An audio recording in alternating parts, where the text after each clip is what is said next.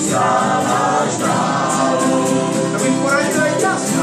Otevři oči, ty usměchaná, dámo uplakaná. Tak otevři oči, ta hlouba noc končí a mír je mezi náma.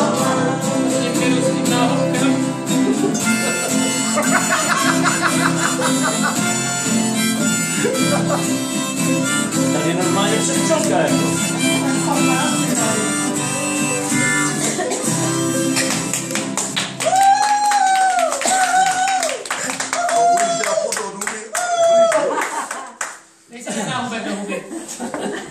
Ale má takový ostřejší. Ty Rej, já ti řeknu, mi to tak nepřipadlo do teďka, vole. Jak se teď dívám přes ten objektiv na tebe, Já jsem ti udělal tak si říkám, co ta křičivé Věrka oči, viděla. Co ta Věrka viděla na tobě.